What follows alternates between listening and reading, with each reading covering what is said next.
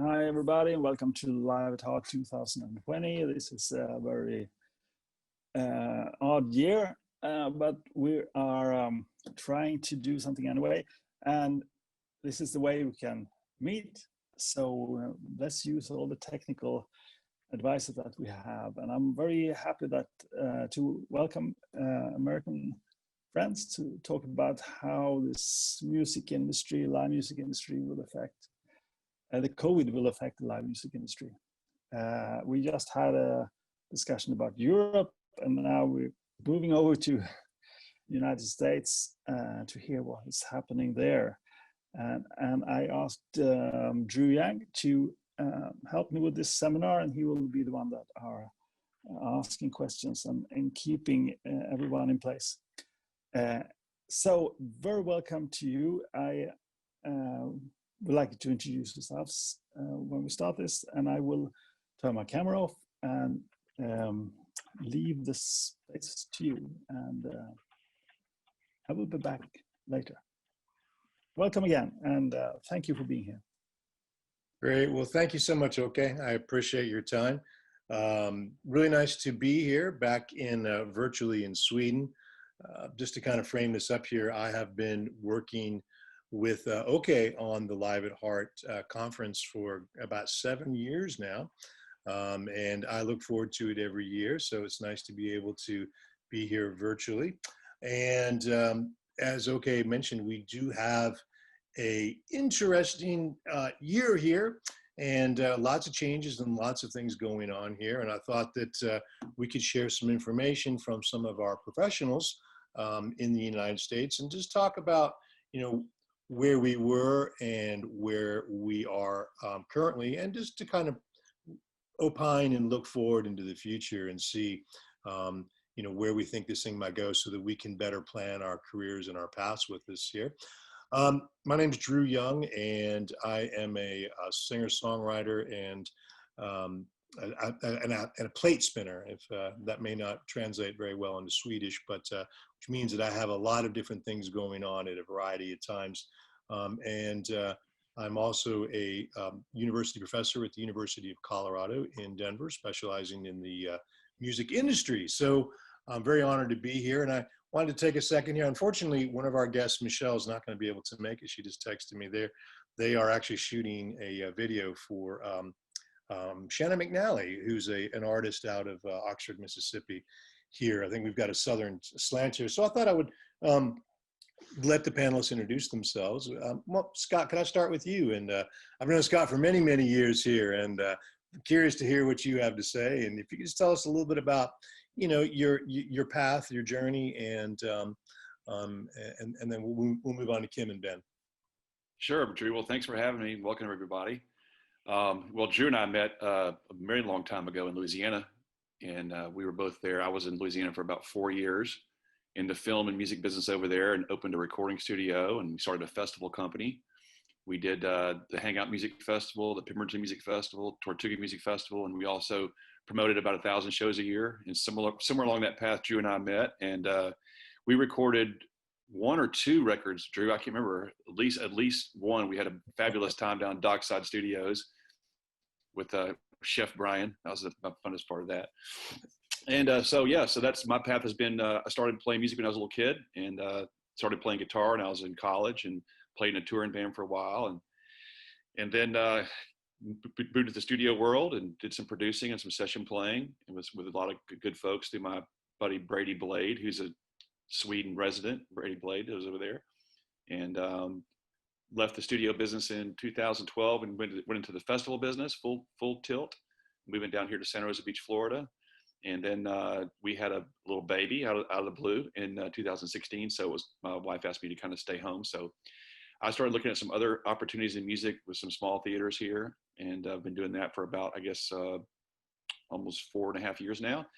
And then COVID stuff came, so I kind of transitioned into the COVID business.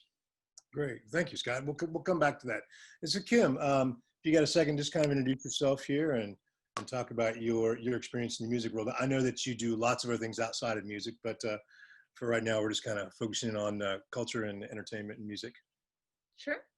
Well, first and foremost, I am a law professor that runs a clinic for entrepreneurs, and we do serve a lot of musicians and music businesses and folks in the entertainment world.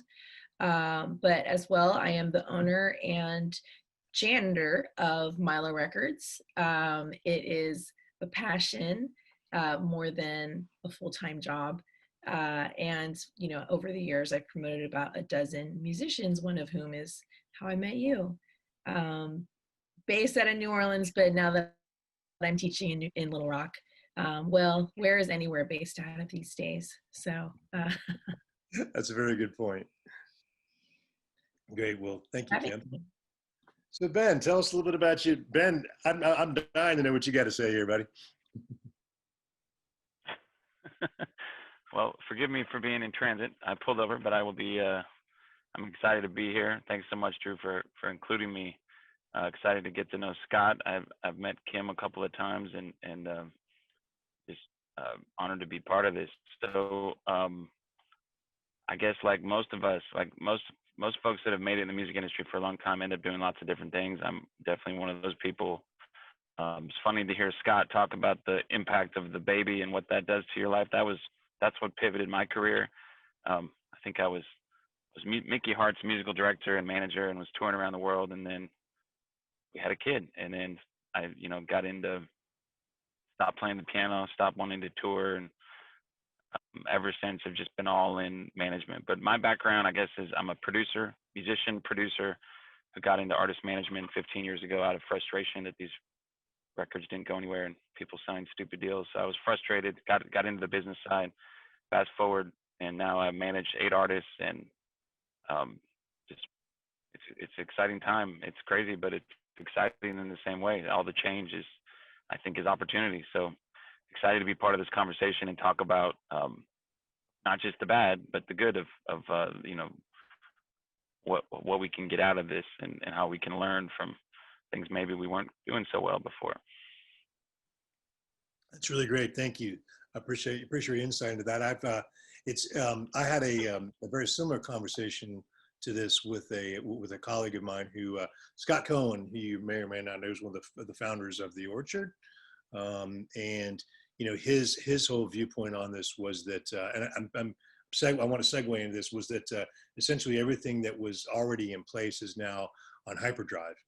And Scott, I thought I would come back to you for a second here, and how have you pivoted in this time of COVID? And what sort of silver linings do you see?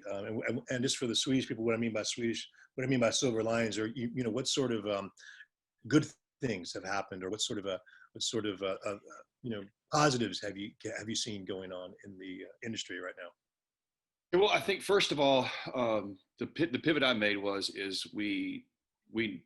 I got really into this when it first came out, because I've got my son, he's 23, but he had asthmatic problems. I've got my mom's in her 80s, so I got very involved, sort of learning about it from the get-go. And the pivot I made is that, testing is the key to bringing down infection rates and sort of opening up the country again. And so, the problem was when they started doing testing, there was long lines, people are frustrated, they're getting inaccurate results. And the reason why is because the people that were doing the testing are generally just lab people, they're just small labs like LabQuest or whatever, and LabCorp rather.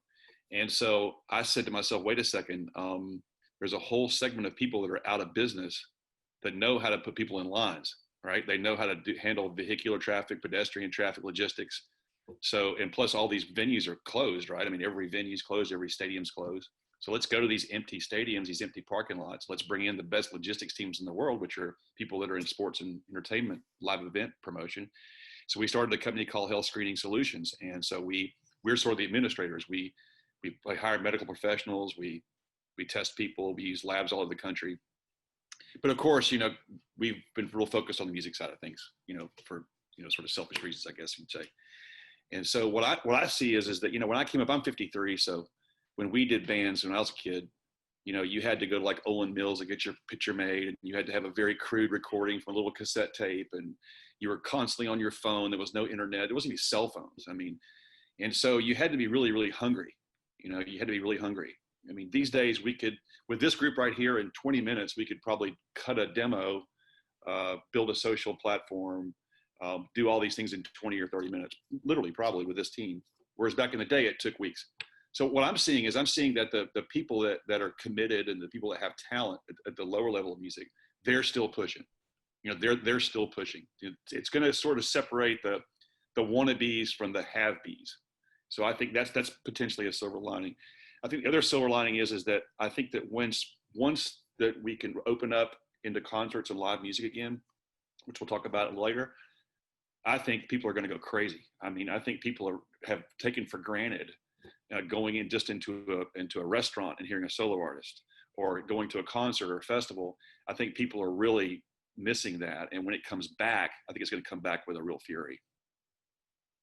That's great. I really appreciate it. I completely agree with you as well too. This pent up demand is extraordinary right now.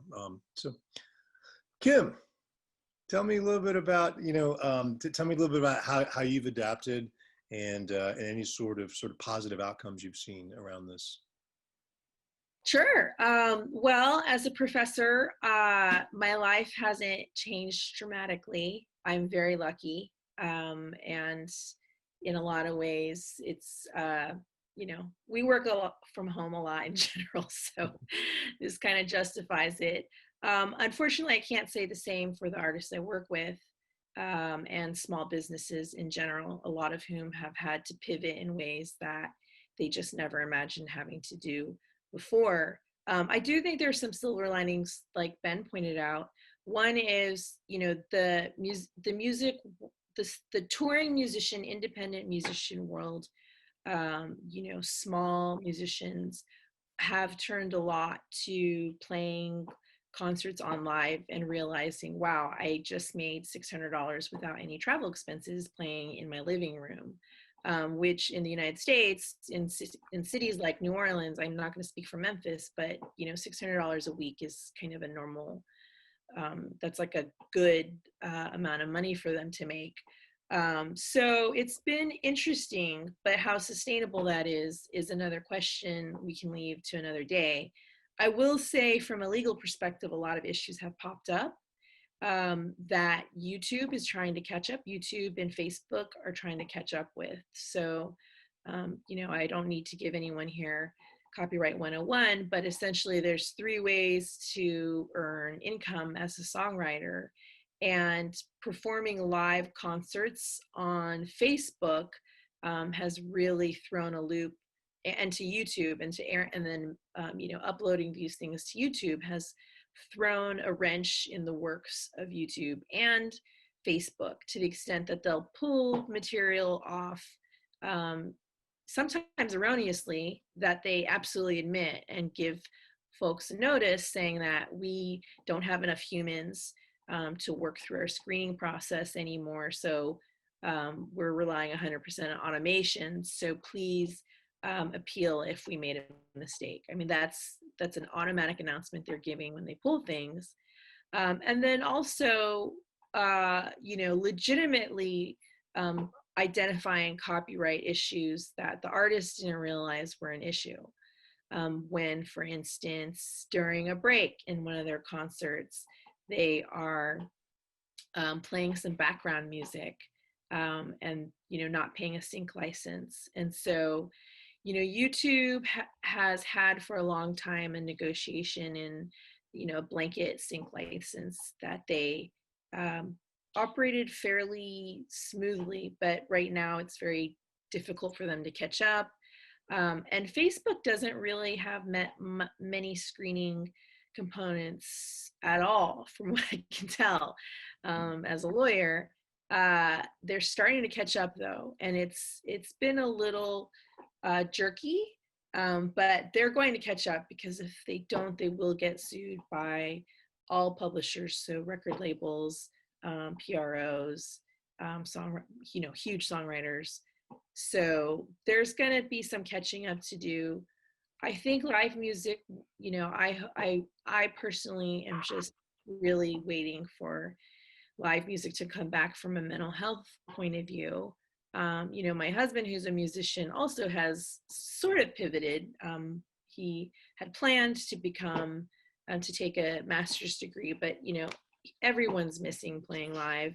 My husband certainly wasn't excited about canceling 6 weeks worth of gigs in Europe. But I do think performing, collecting your own fans will pay off. And for those musicians who have been, really dutiful about having that phone list, that email list getting accumulated over the years, it's paying off for them now because they're able to play these live shows and collect some money on a semi-regular basis. Now Facebook and YouTube just need to catch up without pulling people's stuff off that shouldn't be pulled off. So those are kind of the major changes I've noticed. Thank you, Kim. That's really insightful, and I want to come back to that collection side of it. So put some brain power into that because I do have some questions for you about that. So thank you, Ben. I'm going to ask you the same thing as well too. And I mean, obviously, you are in a similar situation as Kim's husband with and also some of Kim's other artists that she works with that tour Europe a lot. And also touring is a large part of the income stream for these artists, and obviously that's not happening. So please, give us some of your thoughts on that, and then how you see some sort of positivity coming from this. Sure. Well, I guess to start off, when I try to keep it positive here, and it's hard. Don't want to suggest that I think COVID has had a positive impact on our industry overall, but in terms of silver linings, or clearly we were just a little too dependent on touring. If you look at the data, I think the Future of Music Coalition did a study a while back that showed over 50% of musicians' income was all derived from touring, and you take all that away, and it's certainly problematic, right? It's hard to survive. The benefit is when you take that away, it creates a real need. It creates a real urgency, so I can think about a couple of examples. I'll speak for my company. We've worked really hard over the last couple of months to launch, this fan club subscription model. I've never been a fan that artists, for me personally, I'm not criticizing those that do it, but I didn't want my artists to do free performances and put out their hand and ask for tips, because I notice it works once and then it gets old. Like I tipped you last week, I'm not tipping you again. I've heard your poorly recorded living room concerts already. I don't need any more of them. So it really, what we've done is built out subscription models, and I'm a big fan of the Patreon platform. Not suggesting there aren't others, but I've got 4 Patreon campaigns that are helping my artists sustain right now, where we're putting their live streams behind a paywall.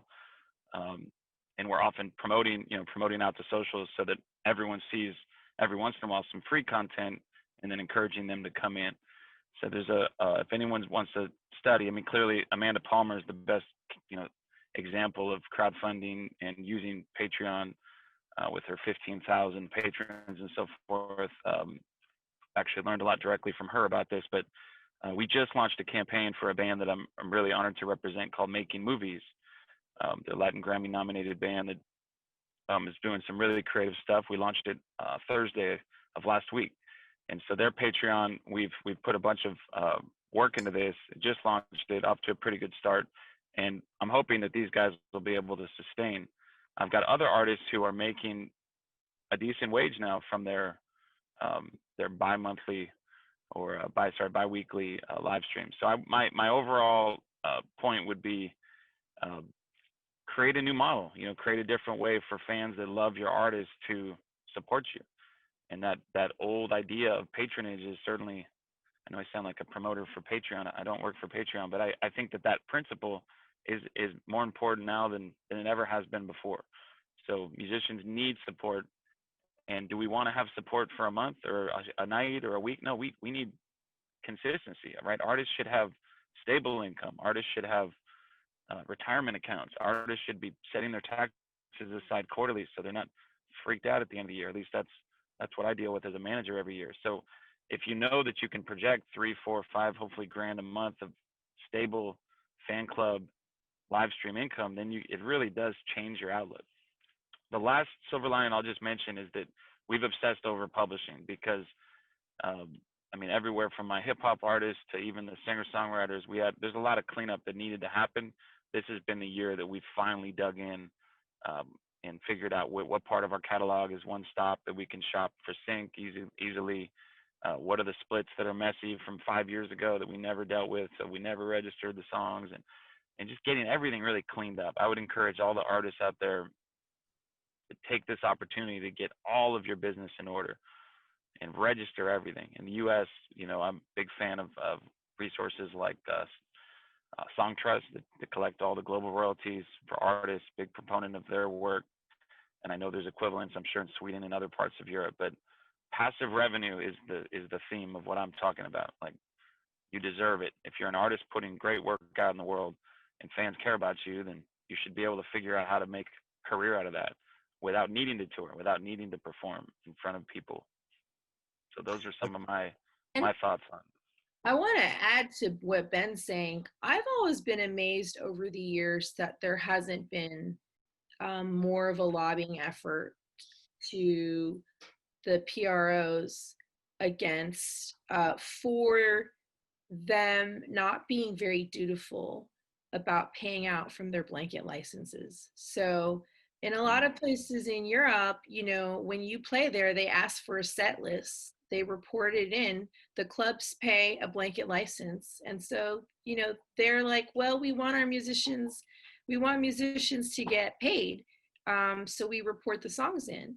And, you know, I'm pretty sure Memphis is pretty similar to New Orleans in that I've had musicians play thousands of gigs in New Orleans, and not one of those clubs has asked for the set list to pay royalties out, right? For the music we play over in between songs from other artists and the the covers that the musicians play. Not once has a club asked for a set list. And I think right now is a time that artists should realize, you know, I really should be thinking about passive income in these times. And we really need a better enforcement to look after our rights, because, you know, even maybe folks aren't getting covered. Maybe, you know, a lot of New Orleans bands are small bands, right? And they're touring, you know, they have maybe 5,000 followers, right? But people are playing their albums. Maybe other artists aren't covering their songs, but their albums are getting played at venues who are paying a blanket license to BMI, to all the PROs, but those PROs are not paying the artists who are getting played. So, you know, at some point the Recording Academy and various musicians unions should think about an initiative enforcing a better royalty process to get paid out of these blanket licenses. That's a really wonderful point. I really appreciate both of you all adding on to that. I too have taken this time to really clean up the publishing, and I encourage any burgeoning artists or managers in music industry professionals in the audience to really dive deeply into that. It's much more time consuming than people realize. I was shocked at the amount of places there are to do it with that. So thank you, Kim and Ben. So I want to pop this over to Scott here. So Scott, I'm fascinated with what you are working on in the testing capacity, and there has been a lot of positive news around being able to, and some experiments with some artists who are doing socially distant shows here. I am in Nashville currently, and I've been shocked that there is live music. And it has a lot of qualifiers around it, but I was curious if you could speak a little bit, because I think that's probably the future, is getting these venues and getting the guest as well as the artist comfortable in this new environment that we have. And I was curious if you could speak a little bit about what you think that's going to look like, and what sort of things are you working on? Sure. So we are already working with a number of bands that are in rehearsals now. We're working with a lot of them right now. And so in terms of getting a band around the country in a tour and keeping them safe, we've got that figured out, because we can put them sort of in a bubble, right? We can do continuous testing. We can figure out from a group of people who has the antibodies and who's kind of safe from infection, who could potentially get the infection. We can control where they go, what they do, their distance from the crowd, they're with their same crew kind of thing. That part of it we've got figured out. The part that still is waiting for technology and science is the audience. There are some new antigen tests that are coming to market very soon. They're at the FDA right now that will, so not to get too technical, but there's two kinds of testing. There's the PCR testing, which is the nasal swab or throat swab or now saliva. And then there's the antibody fingerprint testing. The antibody testing is just for antibodies. It doesn't tell you if you have COVID or not. But that test is like a 15-minute test. It looks like a pregnancy test. You drop some blood in it and it tells you if you have antibodies, but that's not a COVID test. So there's been no rapid COVID test yet approved by the FDA. But the antigen stuff is coming along very swiftly. Like right now, there's a company that has an antigen test. So it's a throat swab, and then the swab goes into a cartridge, sort of like a pregnancy test. I hate to use that term, that's what they look like. And then in about 10 minutes, you get a result. So if that gets approved by the FDA, which is very close to happening, well, then now it's conceivable that you can bring people into a venue. And this stuff is just happening. So I said next week, but I mean, who knows? It's in emergency use authorization approval at the FDA. But that's where we're waiting on. There's a big outdoor festival in Colorado, a big outdoor venue in Colorado we all know about. They're trying to lift a concert right now. They found a lab that would come and operate at the venue, and they're going to do the nasal swab, which is the gold standard, and they're going to get results in 4 hours, and they're going to let people in. Well, our thing was, wait a minute, you're going to quarantine every single person for 4 hours? Because if people get tested and they go back in the parking lot, well, then if whoever's positive could be still spreading COVID. But if we can get a test that is accurate, has a high sensitivity level and a high specificity level, that's rapid, well, then now we can sort of move people into venues, right? The other side of this coin is this whole passport idea, where you have like apps on your phone. There's lots of them out there, and you're constantly being traced and checked, and you get like this green passport. We have a really high VIP person that we take care of, and this person they're pretty successful in the music business, and they have numerous houses, an airplane, staff everywhere. We test their staff, their pilots, their hairdressers, their everybody, their family. We test them every week, and everybody has this Fitbit looking thing on. It kind of blinks, and as long as it blinks green, everybody's fine. If we test them and somebody's negative, their band turns red, and everybody they've been in contact with since the test, their band turns red. So can you do that on a mass scale? I don't know that everybody wants to be traced and tracked. So the challenge right now is not the artist. The challenge is the audience. And we live in Florida, and I got to tell you, if you came down here during the 38, it looks like business as usual. I mean, there's bands and bars. They've got dividers in front of the stage. There's no dancing. They've screwed down all the chairs and tables to the ground so you can't move them out of the way. But for the most part, people are walking around without a mask on. And, I've been in New Orleans a lot in the last few weeks, and you go there, and if you're not wearing a mask, somebody will cross the street. But they'll come here to the beach and they'll just take their masks off and party like crazy. But to answer your question, that's the part that we're trying to figure out, is how can we get mass crowds into a venue and make sure that everybody that's in that venue is COVID negative. That's fascinating. I really appreciate you sharing that. Kim, I want to just kind of ask you a real quick question about this. So from a legal standpoint, do you see what are the complications as well as the opportunities with something like this? Do you see let's separate actual legal issues from cultural issues, first of all. It's a public health crisis, and I will fight the president to the death when I say a public health emergency does give him a lot of authority to do things he hasn't done.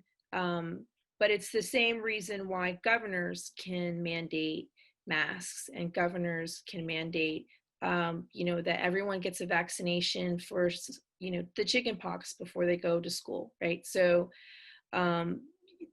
governments have the authority to require all these things Scott's talking about. every single one. And you can ask a lot of law professors who will say the same. And obviously the president does too. Now, culturally, that's really different, right? I think, you know, all of us live in the South, and we know what that means when someone is told to do something like wear a mask, right? So, you know, from a legal perspective, public health is considered a public emergency. The pandemic is considered something that reflects on public health and safety, where a lot of rights to privacy, a lot of constitutional rights take second fiddle while that issue is being addressed. So, you know, so many things that are actual solutions are very much legal, do not violate constitutional rights. But are you going to sell, you know, 10,000 seats if you're like the Dixie Chicks or something? Are you going to sell 10,000 seats to people who are going to be enforced to stand in a square, 6-foot radius square, and not touch each other and wear a mask? You know, all y'all will know better than me the practical reality of that. At this point, I've gone to less concerts than I'd like to admit. I certainly don't go to huge concerts. And even the venues I do go, you know, they're small venues.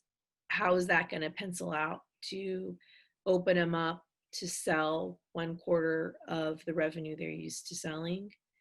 You know, unless you own the building, that's there, you know, there's some math there that might not make sense for a long time. You're absolutely right, Kim. And that's why, you know, the testing has to happen. I mean, testing is the solution for everything. I agree with your first part of your somewhat political part. I agree with you 1,000%, because if we all of us wore a mask and we all social distance for a period of about a month, this would dramatically go away. When relating back to music and live performance, we have to test. I mean, we have to test, and we have to be able to test rapidly, because we can't have people somebody gets tested, the next day they come to the concert. That's not going to work. And on the legal side of things, I mean, like, for example, let's say that, you know, we use Mickey Hart as an example. I'm a Deadhead, right? So let's say we got Mickey Hart figured out. We got Dead and Company figured out. We've got them all figured out. We're testing them right now. They're in rehearsals. We got them all done up, right? And do they really want to go out on the road to not be 1,000% sure that whatever sort of protocols have been put in place by the promoter and venue aren't perfectly executed? Because if they're not, guess who's going to get sued, right? The band's going to get sued. So there's that side of it too. Yeah, and the pragmatic reality is Boris Johnson got COVID, right? Bolsonaro of Brazil got COVID. So, you know, multiple members of the president's cabinet got COVID. So insulating people is also very difficult. And especially, I mean, can you imagine? I mean, the Rolling Stones are, you know, they're like 100 years old. For them to get COVID is a really, really big deal. And so, you know, to what extent, you know, I don't know if it's a legal question as much as a practical reality. To what extent, when you have what's referred to as a super spreader event going on, can you really protect people?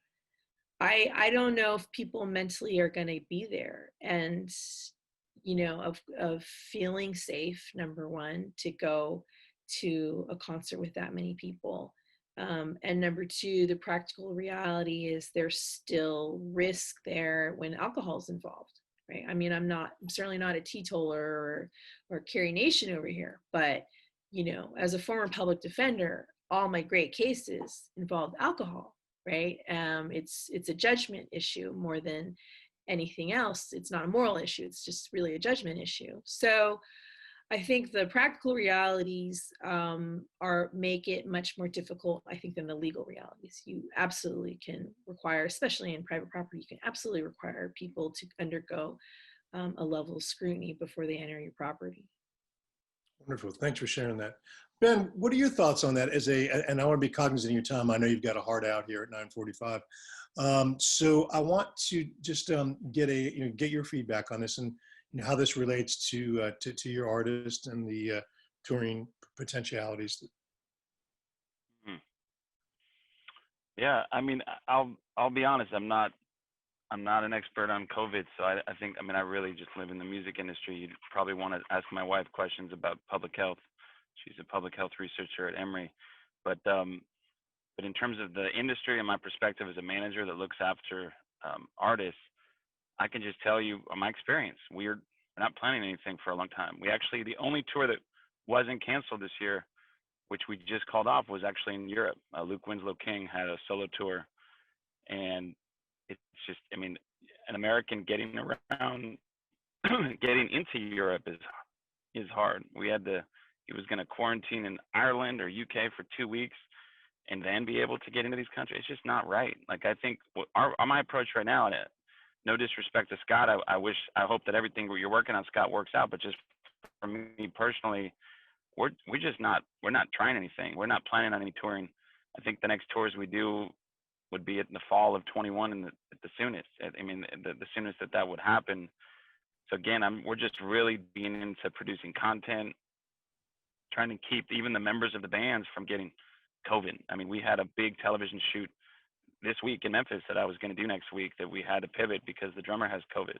So he's staying home. So just trying to get the musicians to be able to get in front of a camera at the same time, that in itself is a challenge. And in terms of our overall philosophy and overall strategy, it's get better at promoting records. I mean, Spotify still works. Thank you, Sweden. Like, that's how we all really need to make a living. Fan clubs, subscription models, Patreon, those types of services.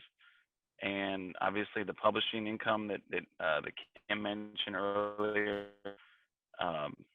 there's lots of work to be done there. But I guess my perspective is just, I guess, not assuming that we're going to be doing it for a long time. I mean, I don't know that these vaccines are going to be trusted. So I don't know how long it's going to take. I really just live in the music business. I don't know about that stuff. But fall of 21, I think, would be when we would think about routing a tour the old-fashioned way. Otherwise, live streams. I mean, we have probably 20 live stream events where, thank God, there's organizations paying my artists to film and produce content. And just one other thing I'll add about that is think about the quality of the content.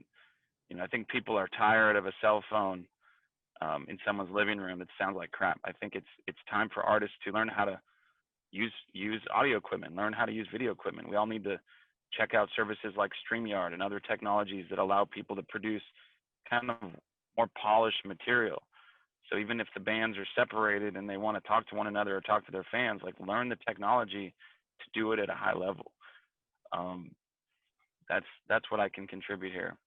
That's fantastic. Yeah. That's exactly, yeah. I really appreciate your perspective on that. Okay, I wanted to open this up for questions. Yeah.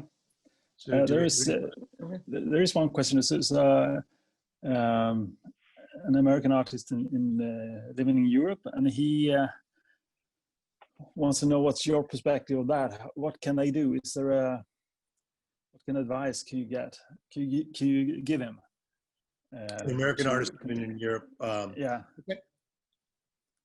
So this is the first question. Okay. And anybody want to take that? Sorry. I can try. I manage an American artist who lives in Spain. So my advice is everything I pretty much just said. I would say don't plan on touring the U.S. for a little while until Scott figures it out. Hopefully antigen testing is happening, and then Scott, I'm going to call you the first day you figure that out, and we'll be right there with you. But I guess that's a pretty general question. I think that everything we've been discussing applies, right? I don't know what it's like to live in Europe right now. Clearly, the U.S. we're not the ones that should be teaching anybody anything right now regarding COVID, right? We're the laughing stock of the world. So I think that I hope that touring is coming back in Europe. I know that we had a tour that we could have done. The problem was an American couldn't get into Europe. That's why we canceled our tour in October. If you're already in Europe, then I would say we should be picking your brain. We could be learning from you. Unfortunately, I don't have much to offer there. Thank you. We had a seminar just an hour ago, but from the European music industry side, and I mean, no one's really expecting anything to happen, anyone to tour, as you say, until fall 2021. So yeah, I wanted to add to that too.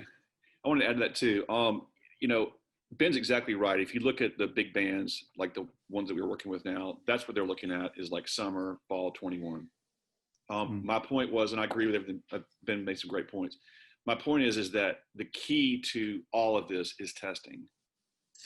Plain and simple, is testing. Because if you test people, regardless if you have a vaccine, because if you test people, okay, and people become, you're bringing your infection rate down, you know who's positive, they can quarantine. That's what's going to lead to it. The countries that have been able to move quickly have been the ones that have administered widespread mass super testing that we haven't done in the United States.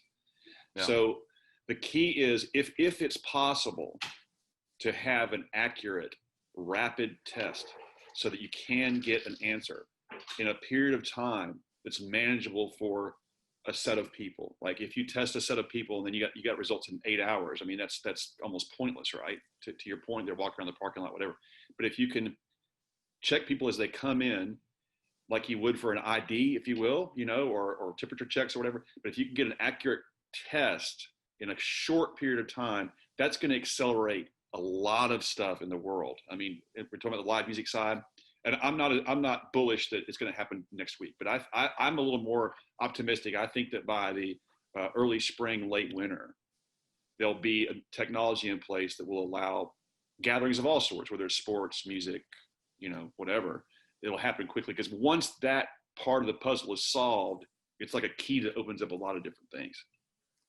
So if I was an artist, American artist in Europe, and my first point was that the people that are taking this time to do things like take care of your publishing, to write, to work with other artists virtually, to co-socialize with other artists and really work on your craft during the downtime, these are the ones that are going to rise to the top. If it's raining outside, don't stay in bed, you know, get up and do some work, make things happen. And that's what's going to rise. That's what's going to cause the sort of the cream to rise to the top.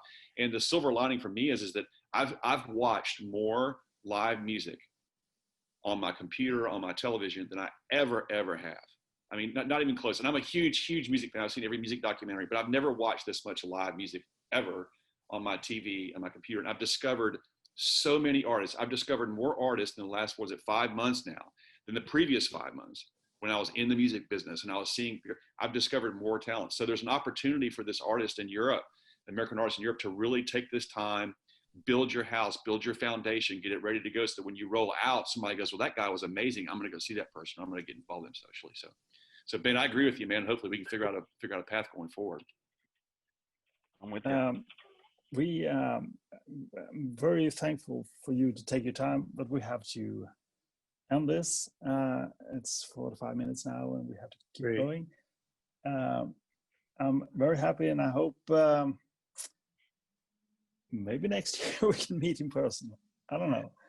Scott's going to make sure we get there next year. Yeah, we're working our butts off to make it happen. I mean, it's for everybody. I mean, there is live music from Sweden, from Live at Heart Festival, starting in an hour. No, it's starting in 50 minutes. So this is why we have to end. And if you want to continue watching music from the Live at Heart Festival, you can stay tuned. Thank you very much. Thank you, everybody. Thank you, guys. Scott, thank you, Drew, and Kim, I really appreciate your time. Okay. Thank you for inviting us. Be safe, everybody. Thank you all. Thank you. Thank you.